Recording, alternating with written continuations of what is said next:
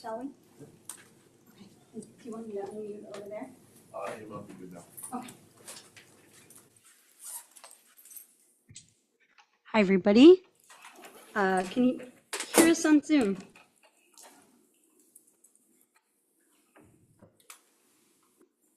All right. I'm going to hope that's a yes. So, hi, everybody. My name is Shiri Doria-Cohen, and I'm an assistant professor here at UConn, and I direct the Reducing Information Ecosystem Threats Lab, or the RIGHT Lab.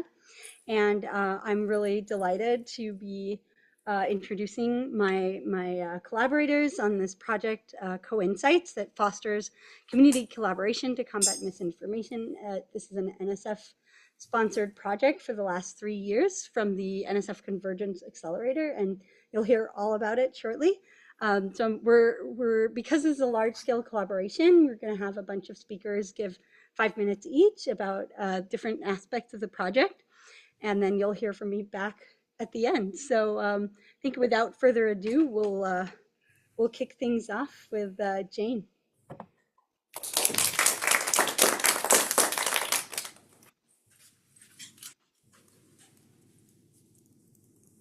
Hi, I just want to set the brief tone of where we are coming from with the Co-Insight projects. So misinformation nearly affects everyone, and it has a very detrimental, as we know, effects. But it's harder to identify and respond to disinformation and misinformation targeting minoritized communities. And with this understanding, we focus on Asian American communities and beginning with an awareness and bringing the awareness that Asian American communities or AAPI communities are very much still underserved by public officials, mainstream news channels and media, and even academic experts whose responses to anti-Asian violence and disinformation have been unsatisfying. So here is an example. Media manipulators skillfully weaponize communities' fears, historical traumas, and tensions to stoke divides among communities of color and create divisions within AAPI communities. These media manipulators also advance their political agendas using these kind of like historical traumas, and they try to undermine trust in traditional institutions.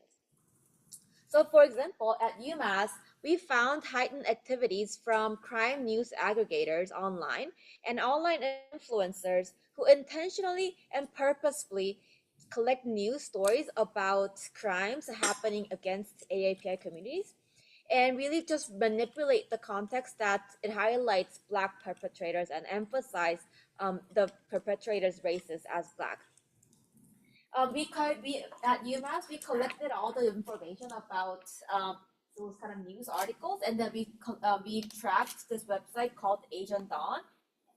And then, as you can see, example here, it says that it kind of really accentuates the race of the perpetrator and highlights that the victim is AAPI. But we found that this is really like a fabrication or over exaggeration of the actual statistics, where 70% of anti-Asian hate violence crimes are actually perpetrated by white people, not Black people. So we argue that these kind of disinformation narratives are intentionally highlighting this or reiterating the fear that Asian Americans have against Black communities, dating from Korean neighborhood being raided in the LA riots, all those like historical narratives and historical traumas are accumulated. And these narratives are trying to create and recreate that Black on Asian crime narratives and feeding into these narratives of traumas of Asian Americans. And then we understand that this is disinformation that is prevalent in Asian American communities. So while misinformation and disinformation targeting AAPI communities are increasingly threatening the communities, their lack of awareness that AAPI is not a monolith label. AAPI encompasses more than 25 different million Asians. Yet, despite the singular label of AAPI, the members of these communities do not share any legitimate cultural, ethnic, or religious identity. The term includes over 50 nationalities, speaking more than 100 languages, with huge socioeconomic and educational differences. There are further challenges. AAPI communities are heavy users of messaging apps such as WhatsApp, WeChat, Line, and KakaoTalk, which add on a different layer and another complicated layer of transnational flow of disinformation and cultural implications and penetration of the channels of disinformation. However, these apps have not received enough scholarly and academic attention on how they play a central role in spreading misinformation among AAPIs. Traditionally, a lot of policies and academic research have focused on like Western platforms such as Twitter, Facebook, or Instagram.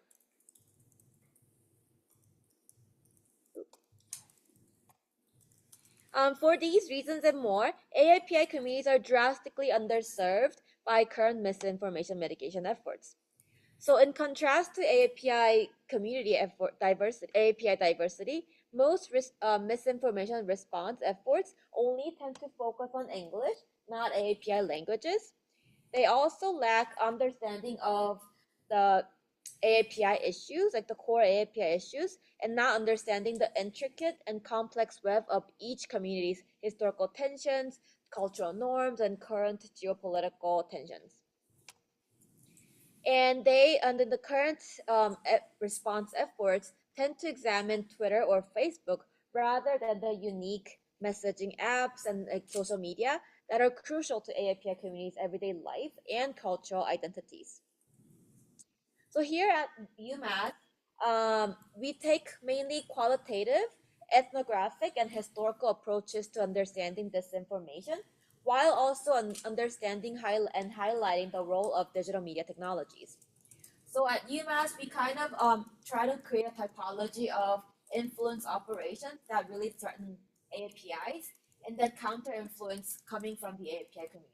So we kind of created the typology that there are three types of influence operators: political influencers, online news aggregators, and family members, which we call radicalized uncles and aunties, who use like ethnic the trauma of their and then they use the generational relationship between the younger and then the older generations to impose this information.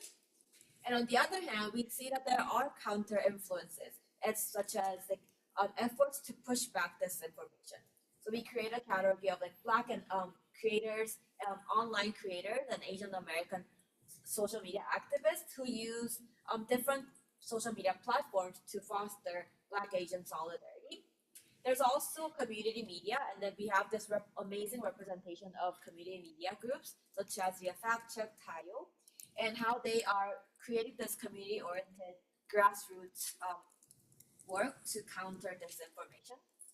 And there's also everyday social media users who engage in mundane activities, such as posting hashtag activism posts, or even posting their own narratives and experiences about creating solidarity movements or tackling disinformation.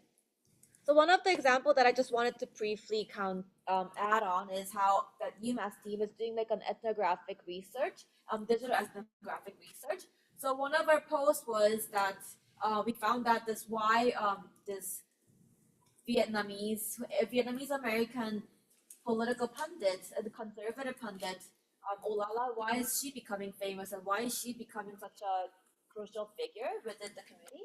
And we found that maybe it's related to the information void that AAPI communities, especially Vietnamese communities, are situated within the mainstream US news. So this is my approach. Let's go. I'm going to toss it to Scott. Thanks, Jane. So Jane's spoken about why AAPI communities are sort of underserved is one of those aspects of in general, the difficulties of serving diaspora communities. Another large problem is scale, right? There's over 140 billion messages exchanged every day on WhatsApp, which is only one of several communication platforms. But in all of human history, in contrast, there's maybe about 250,000 fact checks that have been authored to date. So of course, the vast majority of messages exchanged are not misinformation. But the hard part is to identify what the most important misinformation is that's affecting a community. And that becomes harder as the volume of content grows, unless we can use technology to assist. And so left unchecked, misinformation can destabilize democracy, harm public and individual health, and lead to decisions that ultimately make the earth less inhabitable. So our project Co-Insights aims to address those dual challenges of addressing misinformation where diasporic communities, AAPI communities in particular are, and the problem of scale. The first question is, how do we discover misinformation? And to do that, we use a combination of community tip lines, essentially bots on messaging apps like WhatsApp, where communities can share content that they're concerned about, as well as more general social listening. Having found examples of misinformation, we want to categorize that into some of the common themes, and I'll speak about that in a moment. And then we're supporting organizations that you'll hear from in a moment, like Tayo and Viet Fact Check, to tailor responses or the misinformation interventions to be relevant to the communities that they're serving. So before I go further, though, I do want to acknowledge the bigger team that's involved here. So I'm Scott Hale. I'm Director of Research at Medan, a technology nonprofit that's been developing check open source software for fact checking for about a decade now. But our team is incredibly diverse. And so we have academics that are across public policy, computer science, and communication. And what I'm speaking about today, includes contributions of everyone you'll see here. Many people who actually won't speak directly in this presentation as well, and many people beyond the, just the co-PIs that are on this slide, individuals like Jane, who you've just heard from, who will be wrapping up a postdoc at UMass, will be on the job market as well. And many others. So.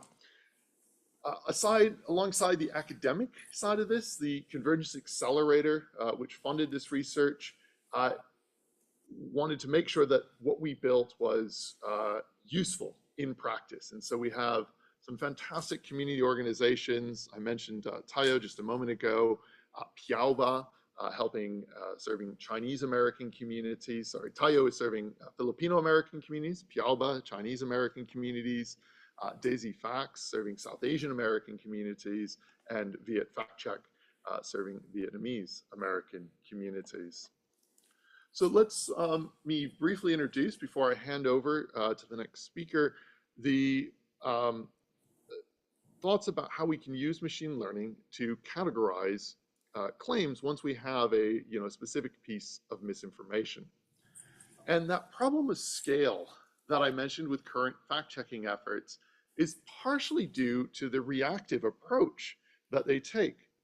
Fact checkers tend to examine one claim at a time as it comes to their attention in a never-ending game of whack-a-mole.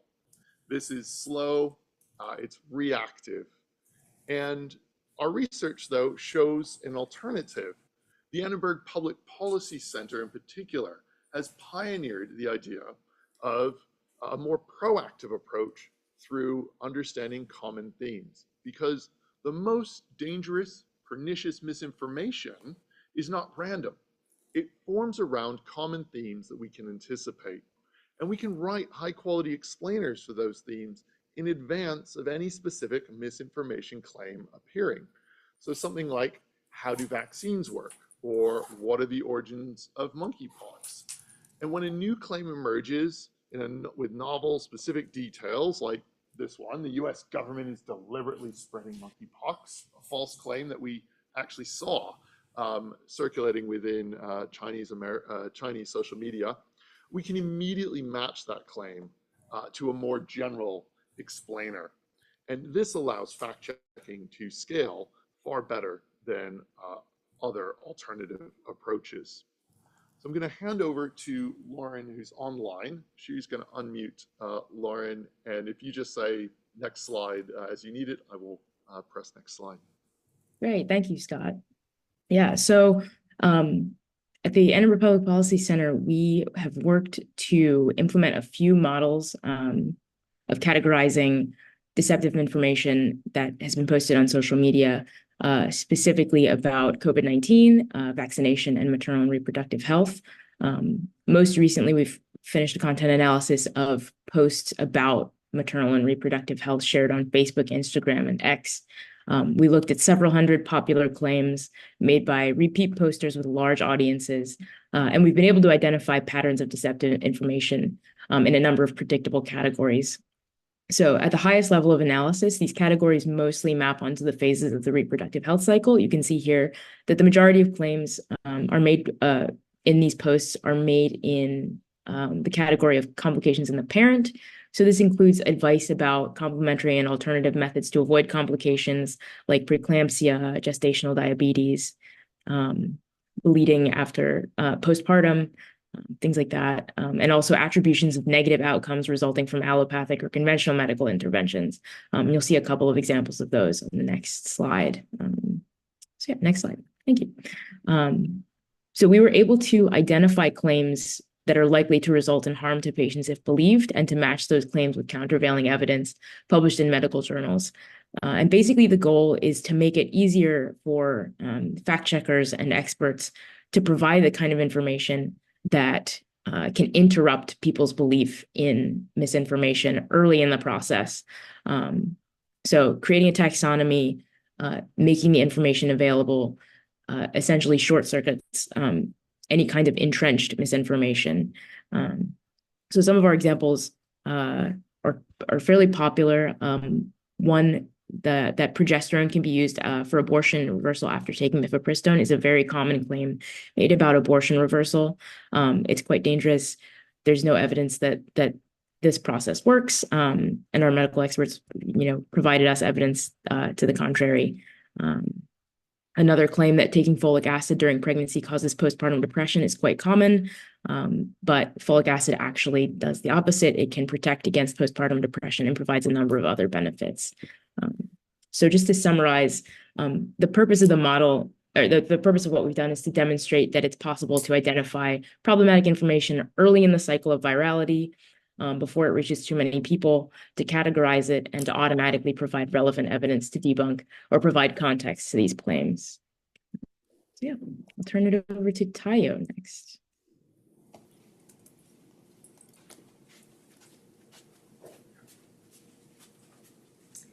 Good afternoon. I'm Lisa Tingla, one of the co-founders of Tayo. I'm also here with another co-founder, Mark Calagos. We are a project of PhilPro, which is the Filipino Young Leaders Program. It's a 501c3. And Tayo really started as a rapid response during COVID. We saw a lot of our aunties and uncles sharing a lot of misinformation in closed networks. So as a leadership group that tries to advocate for our community, not only in the Philippines, but here in the US and in the diaspora, we really felt like, how can we help our community and arm them with the tools and information they need to make the most informed decisions when examining pieces of information that may be misinformation or disinformation. So we started in 2020 as a help desk tip line. And since then, we have expanded to cover more than just COVID, but we've done a lot of different events and content around public health, media literacy, and just continuing to make sure that we are expanding all the relevant topics that are important to our community. How do I move it forward? Sorry. Click. Okay. So one of our signature approach is culturally tailoring information. And when we say culturally tailoring information, it's not simply a translation of a content that's already out there. We quickly learned that when talking to our community, we really have to meet them where they're at And a lot of that involves culturally tailoring it. And this is a great example that we always like to show because it really hits it on the nail. If you have any friends that are Filipino or ever been around folks in the Filipino community, you know the first thing they will always ask you is, have you eaten? And using food as a way to just kind of really center and really use that as a point of familiarity for the community, like resonates across intergenerational, just different types of sectors of our community. And I'm going to hand it over to Mark to kind of, explain this analogy.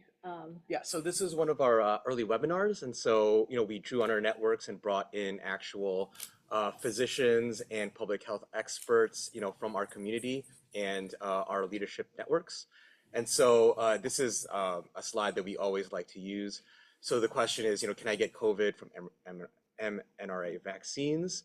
And so on the top there, you have a reference to a type of breakfast combo plate, generally known as a silog. It's a portmanteau, and it's made of, some sort of meat, breakfast sausage, or, pork, fried rice, egg, and together, it's you get the whole long silog. So longanisa is the sausage, sinangag is the si, it's the rice, the log is the egg.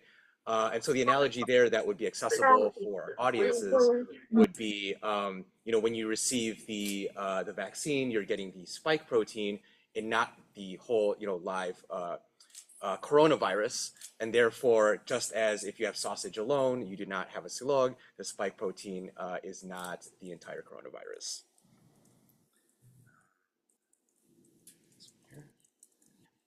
So, our roots are in public health, but as Lisel kind of referenced, we have a whole universe of mis and disinfo topics to tackle.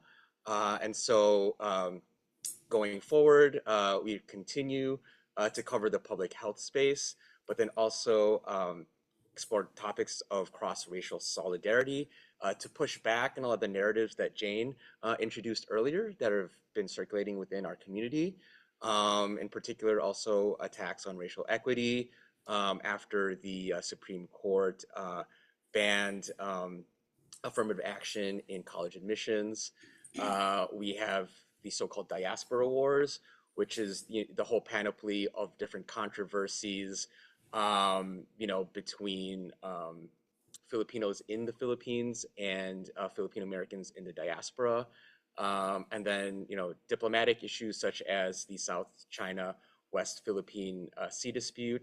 And of course, we're just a few weeks away from elections as well. So here's some examples of virtual and in-person workshops we've done. So that's another thing that the community organizations are really essential for, is doing the deep work of engaging with the community. And going forward as well, the tip line, this is actually the public debut of our new mascot.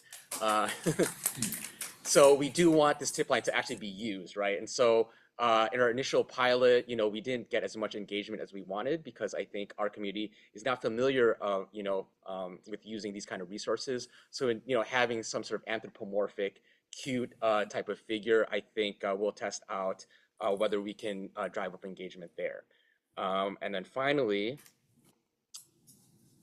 we do have challenges, of course. So linguistic assimilation. So due to our colonial history, we have a high prevalence of, English language proficiency because of the U.S. occupation. And that does make it harder to find content and keywords that are specific to our community linguistically. And then, of course, as any kind of nonprofit endeavor, funding is always an issue. We need to move beyond a model that is, grant by grant basis. And then, of course, capacity. As Lizelle said, we are a all volunteer organization. We all have day jobs. And so running this project on a volunteer basis, it is something that is an uphill battle for us. And so being in a space like this, working with me, Dan, and our academic partners has been a huge boost for our capacity. And we hope, more opportunities like that present themselves as we go on. Should I say? and we'll hand it off to our peer community partner, Viet Fact Check.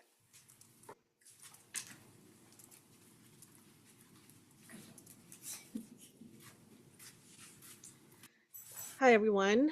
My name is Sao Ling Nguyen, and I'm the managing editor of Viet Fact Check. I'm Sarah Nguyen. We're not related. I'm a PhD candidate at University of Washington Information School, and I work closely with Viet Fact Check and other community partners. Yes. Viet Fact Check is a 501c3 nonprofit project of Pivot, the progressive Vietnamese American organization. And our mission is to empower Vietnamese Americans with fact-checked and source-verified articles in English and Vietnamese to combat mis and disinformation affecting our communities. We do this by writing both fact-check and explainer articles. And this graphic you see is from January 6th. And if you notice the yellow flag with red stripes, that is the flag of the former South Vietnam. So not to brag, but we were pretty close to the action. Aside from our articles, which recently won an online journalism award, we also have now ventured into video content. And our first explainer videos, short videos in both English and Vietnamese have just been published. They are about AI and deepfakes and how they are affecting the 2024 US elections. We also have in-person community workshops that have taken place in California, Texas, Seattle, and will soon be in Boston, Philadelphia, and New Orleans, and hopefully more as well. And this past year, we've taken our show on the road and our work in front of the community. Sarah, do you want to say a little bit about that? Yeah, so these workshops actually started because in 2021, I started doing research not as community-centered as I was interested in. So we did focus groups, and then we analyzed social media data, which is kind of the more traditional way of approaching this type of research. But then we found that the narratives that we were interested in weren't actually hitting on what would actually impact the Vietnamese community. So then from those two research papers that were like 60 pages and like people in my community weren't going to read it, I don't even know if Sally, you've actually read it. No, I don't care if you have not or have, but it was just something that was important to me so that actually we would actually have something that would hit the community. So then we created this booklet called Changing Tides, which is actually like an illustrated booklet that synthesizes the findings from those two research papers. And then we started working on figuring out how to make the idea of misinformation more accessible to community members, like our grandparents, like our aunts and uncles, and also people who are high schoolers. So these workshops run for about an hour and a half to 2 hours long with food and karaoke and music to make it more accessible for the community members. And we basically walk through the definitions of mis and disinformation. We walk through salient narratives that we found across the elections from 2020, 2022 till today.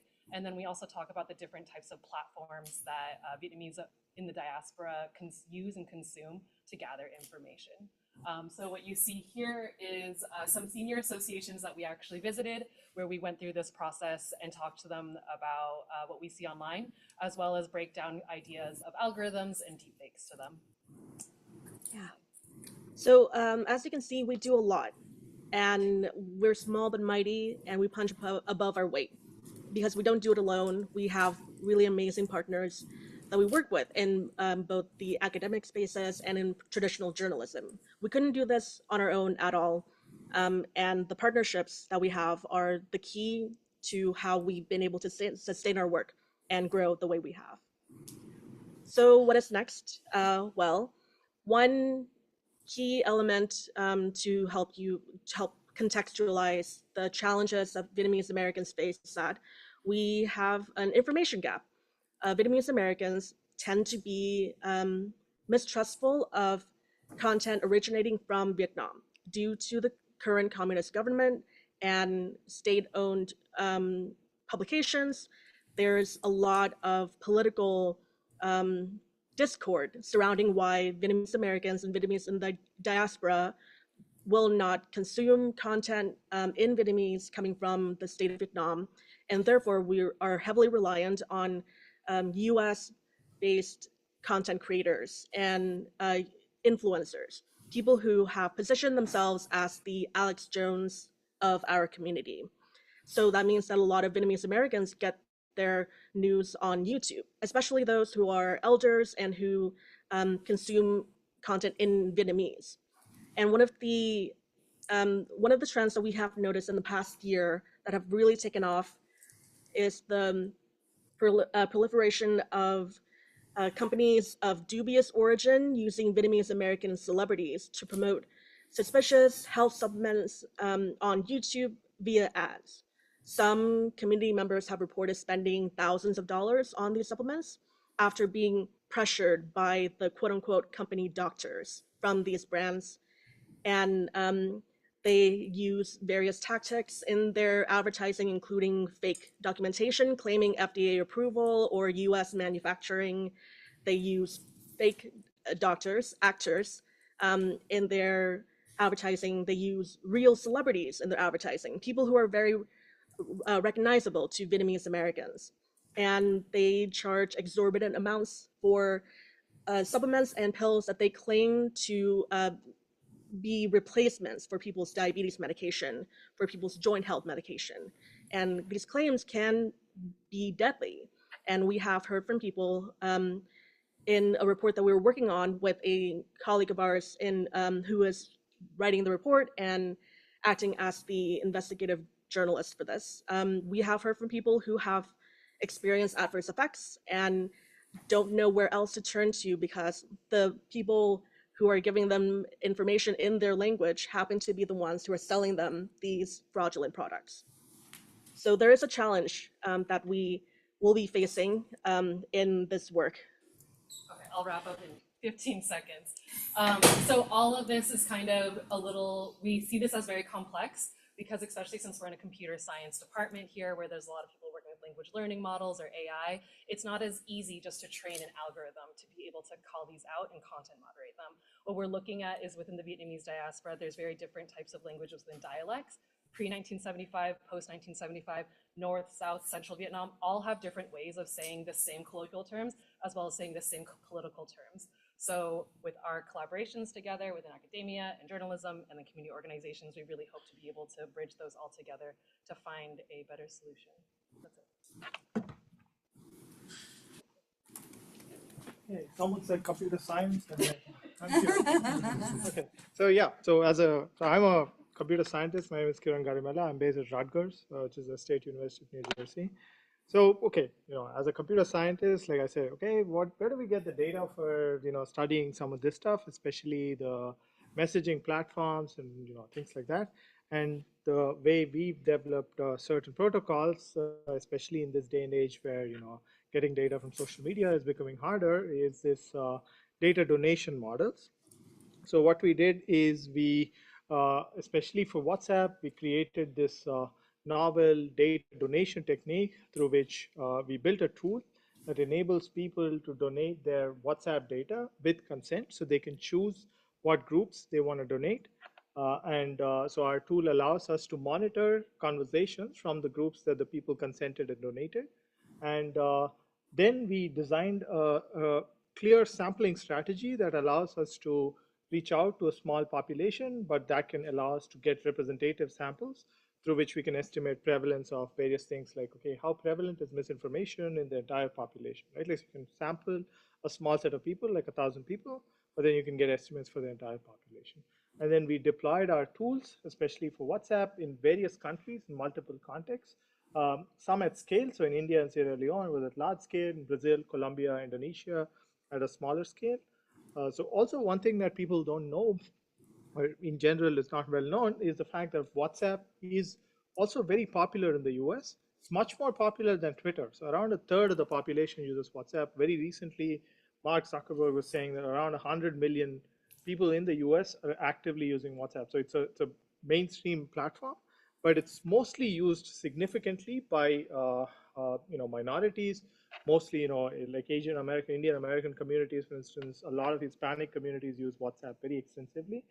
So what we want to do, especially for this election, is to try to recruit people from Spanish-speaking communities, like various Spanish-speaking communities, to try to understand what content are people consuming on WhatsApp. So here's just a quick summary of the data sets that we have collected, like in various countries, and basically, we have numbers of users and like lots of messages. Basically, what we want to show here is that this sort of data donation strategy, along with a clear sampling frame, allows us to get these sort of very, very large data points, data sets that allow us to study WhatsApp and quantitatively understand how prevalent various things like misinformation and hate speech are. Over to Natasha. Hi, everyone. I'm Natasha Shrikant. I'm an associate professor in the Department of Communication at the University of Colorado Boulder. And I'm a qualitative researcher, primarily conducting discourse analysis. So I'm really interested in the specifics of linguistic and discursive strategies that make up what we might call misinformation, and how misinformation looks on the ground in its kind of natural ways that it occurs. And so I've been analyzing viral YouTube videos that the community partners have sent me. So thank you to the community partners. So really getting at, from the perspective of the people creating these misinformation YouTube videos, how are they designing their misinformation? How are they designing it in ways that seem appealing to particular audiences, that maybe seem more credible or trustworthy? So really looking at unraveling some of the complexities of that. And I like to bring up a little bit, because with misinformation, there's lots of ways to think about it and ways of defining it. And there's a general definition of the dissemination of false information, either knowing it to be false or unknowingly. But if you do a quick, just Google search of just different articles written about misinformation, they characterize misinformation in a variety of ways, including not telling the truth, an infodemic, a game of telephone, a group of once true statements scrambled up and taken out of context, giving readers a tinged version of the facts, an outlandish claim, conspiracy theories, a falsehood, an honest mistake, or false tales often intertwined with elements of the truth. And so as you can see here, what misinformation actually looks like isn't always just a sentence that's false or a sentence that's true, which I'm sure a lot of us notice.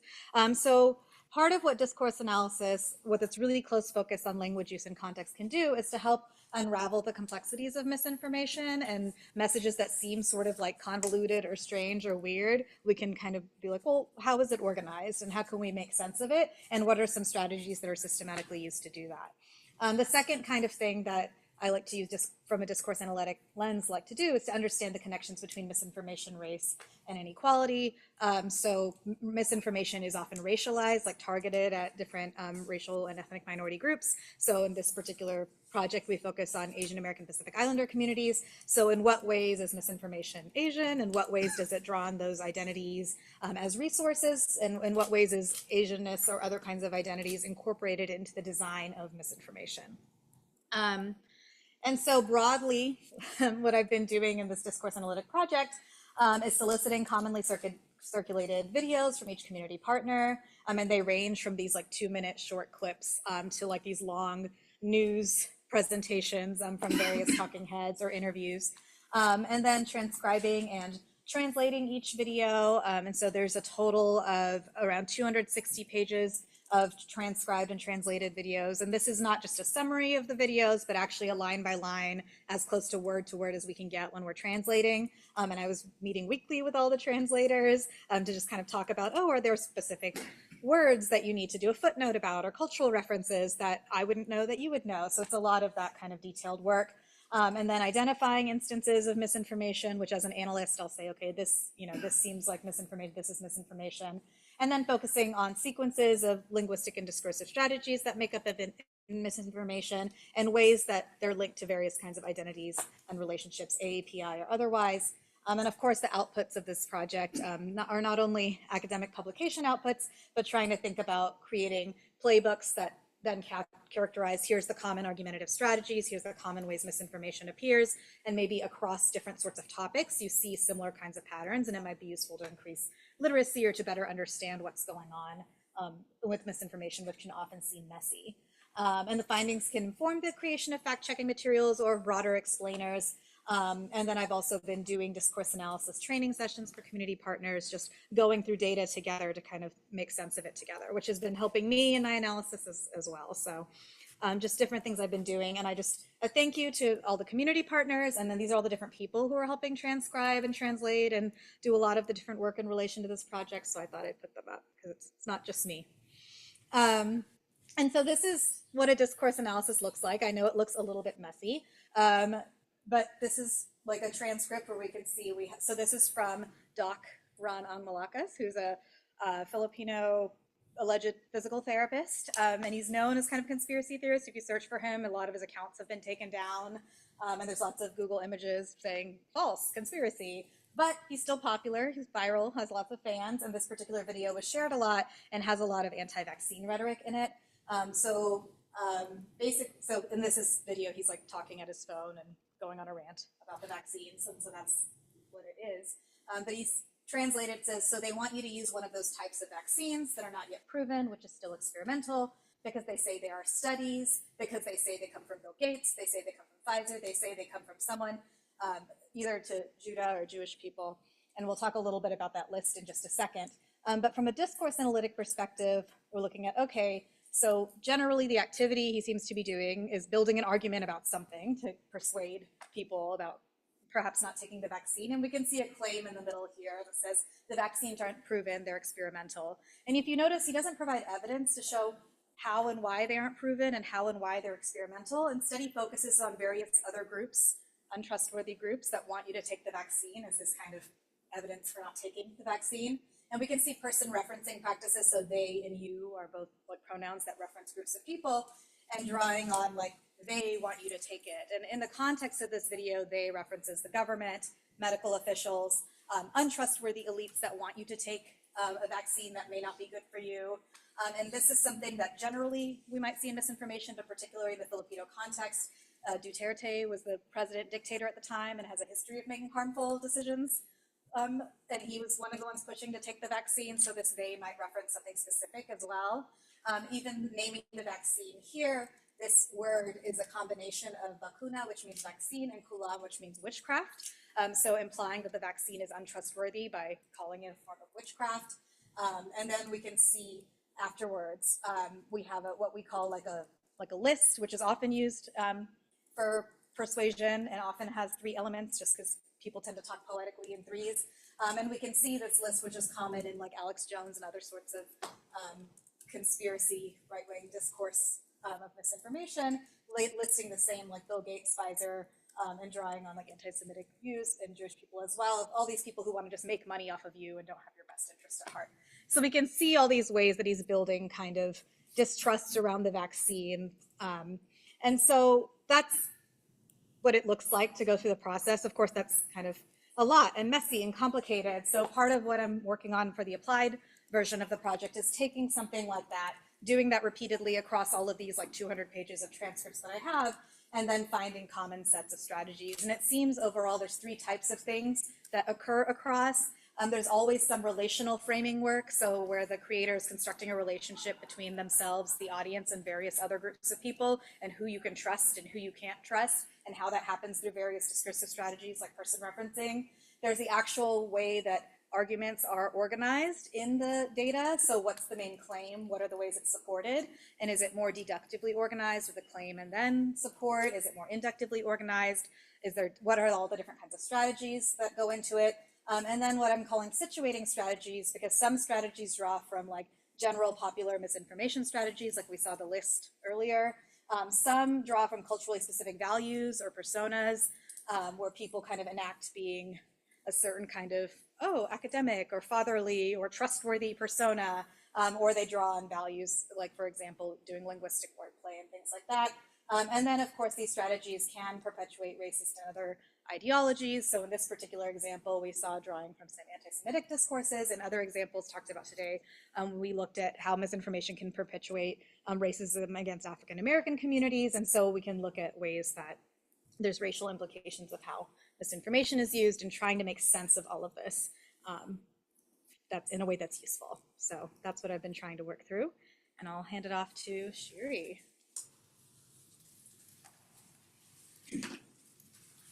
Thank you, Natasha. I'm cognizant that I'm the thing standing between us and food, so I'll try to keep it short.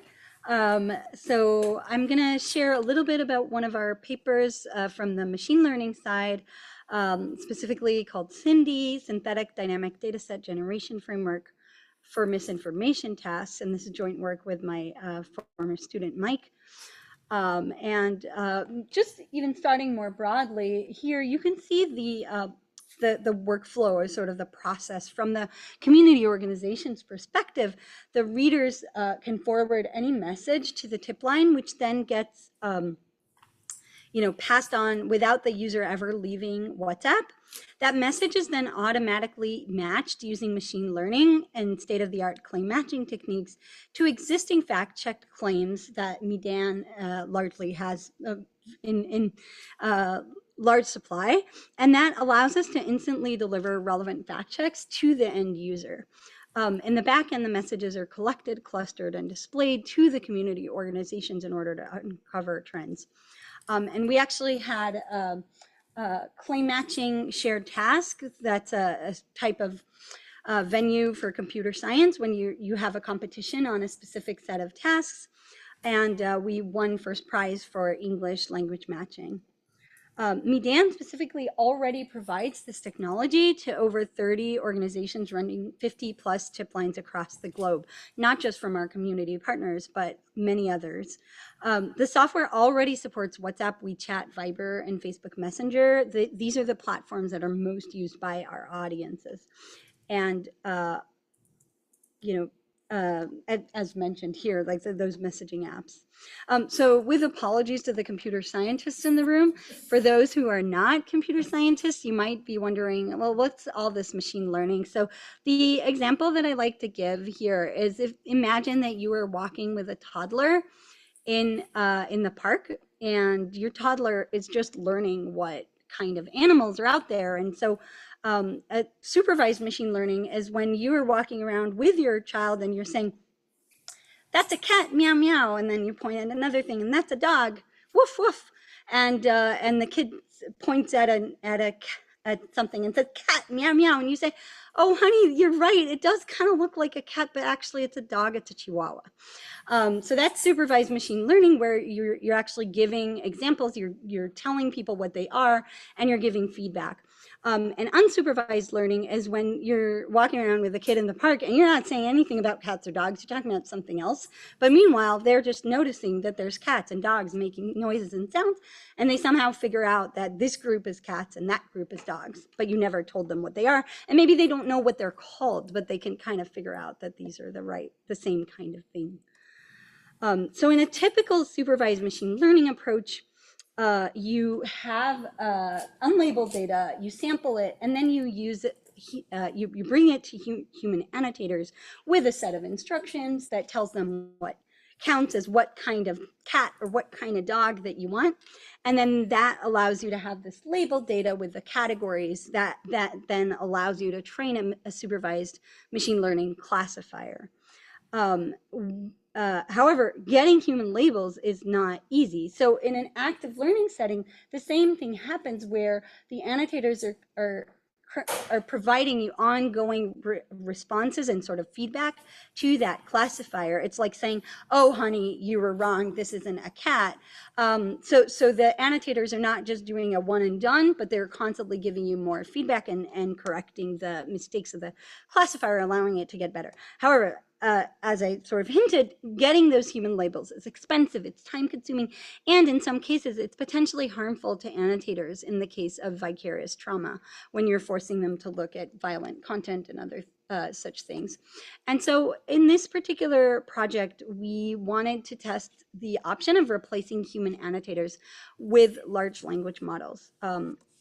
So instead of the previous system, here we replace the human annotator with a large language model with the understanding that that's going to be noisy and it's not going to be the same quality as if you had a human doing the same, but with the hope that that can bridge the gap between the large expense that some of our community organizations, for example, can't afford.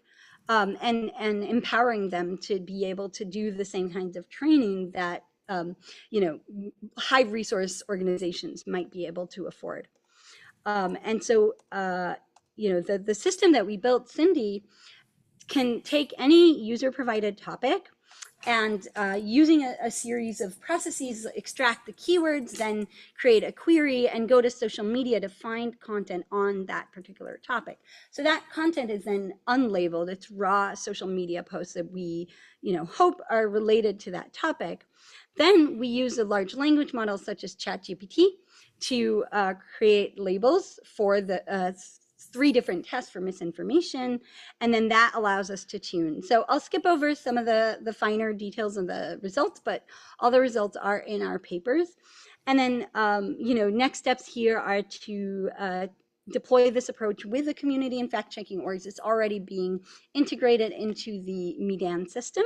And we also would like to test on current events. So Fariha in the back is working on testing the same model on emerging topics and current events. Zooming out to the whole CoInsights project here, it was a 3-year project, but there's so much left undone that we still want to address. So if only we had more time, more money, as always. But hopefully we'll keep the collaboration going. One of those is detecting and mitigating cross-platform, cross-lingual, and diasporic community misinformation spread. We also believe that there's a nuanced and intertwined play of misinfo, bias, polarization, and harmful narratives about social groups. On the machine learning side, we'd like to adapt state-of-the-art claim matching approaches to serve up those high-quality explainers that Scott mentioned instead of single fact checks. And finally, developing and testing novel interventions on messaging apps. So for the computer sciencey side, there's paper and code as common in our field that's available. And in general, thank you so much for taking the time. We'll open it up for questions and really appreciate your attention today. Great. So Scott, do you want to hop up and I can monitor? I think we'll answer questions from all Perfect. the speakers. Given that those in person will be able to continue answering and asking questions over drinks and food, I think we could actually prioritize maybe those who are online as a starting place. So I can read out one of the questions here we have. In some cases, news may come from agencies like Reuters, New York Post, etc., without sources. How would you verify its accuracy? Do you use unsupervised methods? And also, separately, does data donation means that you want to buy private or group messages from WhatsApp and then use them? So let's tackle the different ones, separately. Yeah. So where news comes from agencies without sources. So I guess one thing that I do want to really clarify are probably 2 points. One is that the work that our group is doing is not to automate the checking of the accuracy of content. That is remaining a human process. And so regardless of where information comes from, human fact checkers trained as journalists often look to basically corroborate that information. What are other sources saying? Do they agree, disagree? Sometimes it's offline information. He's picking up the phone and making those calls to other sources. So that sort of understanding the accuracy of content, ultimately we're seeing as a human task. Our goal is hopefully to help human fact checkers prioritize their time on the most problematic claims, claims that may be most consequential, and source those from their communities. The other point I really want to make clear also is that we're not working for platforms. We're not in the business of content moderation. So this isn't about taking down content or things of that nature necessarily. It's more around providing context and helping individuals see the bigger picture and ultimately make their own decisions about content, but hopefully in a more informed way. Data donation, do you want to say briefly about that, Kieran? The question was, did that mean that we were buying private group data or what? Yeah. So maybe I can, yeah, just so that my because the camera's there as Yeah, well, just- for those online. They'll hear you better. Yeah, so basically for data donation, we are getting data with consent from the participants. So a lot of this is private data that would not have been accessible otherwise. And especially for a platform like WhatsApp, this data, because of encryption, is not available even to the platform. So even WhatsApp cannot see this content. So basically what we're trying to do is get data with the consent of the participants. We're not buying the data in that sense, but the participants are giving us their data. But we're compensating them for their time. So basically, it's not buying data from the participants, it's compensating them for taking part in this research. And we are also given the types of information that is shared on WhatsApp, which is usually small groups, private conversations. We have developed an entire protocol that makes sure that we are only collecting and analyzing data that is vital, that has been potentially seen by many people and shared across multiple groups on WhatsApp.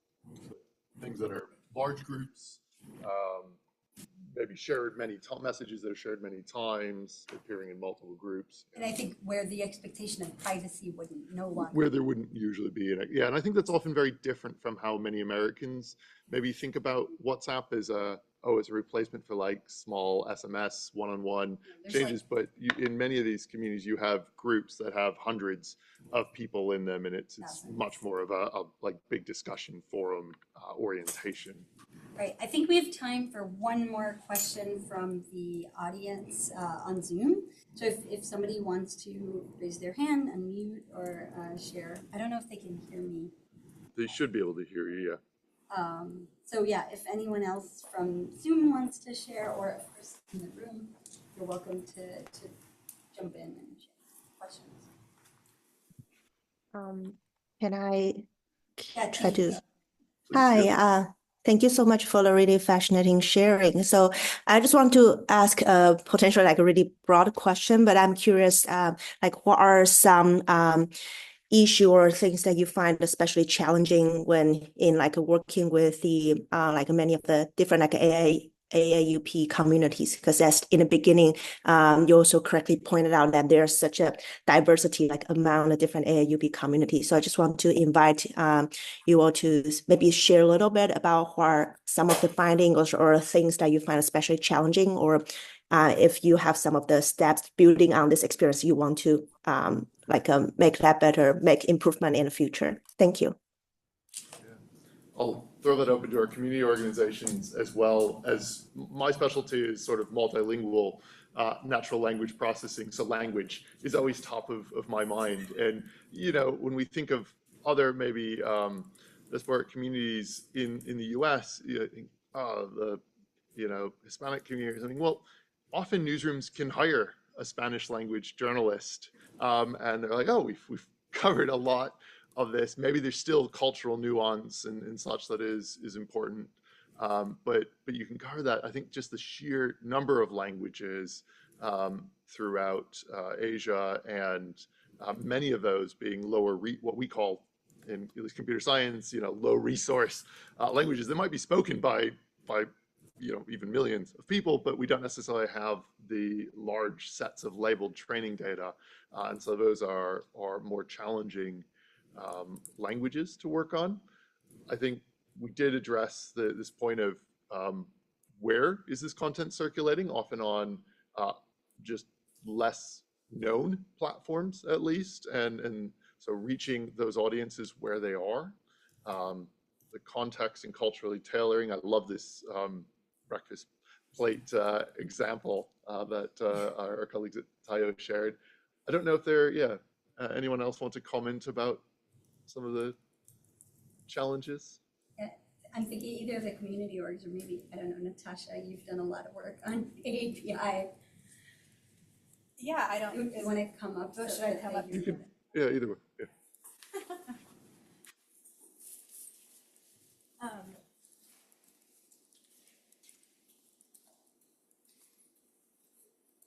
Yeah, no, it's it's really interesting, and I think one of the challenges for me doing the discourse analytic and working with the translators is like, I remember thinking, oh, I'll have translators, I'll have these detailed transcripts, I'll be good. but there's so many like cultural and politically specific references that like until I'm actually going through line by line and doing detailed things, and sometimes you don't know what you don't know, and it's very different based because all different countries, different places have different histories. Even within a place, there's multiple different things going on. So to do like good work that acknowledges all of these details can be really challenging and time consuming and like require a lot of patience. And I think in the past I've done work where it's like with an Asian American organization. So even though there's been diversity among the members in terms of ethnicity and language, there's also this shared orientation that we're part of this like Asian organization. And so we kind of are trying to be Asian and recognize what Asian American is, but then we also have our own things. And with the corpuses of data I have here, it's like from multiple different kinds of communities. It's not like everybody's working together to all be Asian together. So Asian's almost like this US racial category that makes sense for us to like design a study around. But then when we're trying to like speak to that, but then also speak to the experiences of the people that we're working with, where Asian may or may not be a relevant identity because it's like my ethnicity is more important, other things are more important. I think building that bridge of like, how does findings from one language in one place like speak to this broader thing of Asian misinformation. So I think it's possible, but like to kind of talk about some of the nuances of that and recognize some of those distinctions. Title of your paper that's I was about gonna the say category of that's Asian. oh, it's called "There's No Such Thing as Asian," and then like blah blah blah blah blah, like academic jargon afterwards. But that's like a quote from a community member from the Asian American org, and he's like, there's no such thing as Asian. It's actually like Indian, Filipino, Thai, Vietnamese. But we came to the U.S., they told us you're all Asian, form an Asian thing, and he was like, okay, I guess. And so it was like an interesting, where the participants say out loud the thing that you know. And you're like, yes, thank you. Scott, Thank you for saying it. So that's, yeah. That's a long answer, but all right. So thanks again, everyone, for coming. I know those are in the room with us. Please join us downstairs for appetizers and a reception. Those on Zoom, thank you so much for taking the time to join us, and really excited to have had your attention for this late afternoon. So thanks a lot. We'll close Zoom now unless there's any final comments that somebody wants to say. We're getting chat messages that say thank you so much for the discussion and so on. So thanks. I think we'll shut it down now, but thanks again for coming and really appreciate it.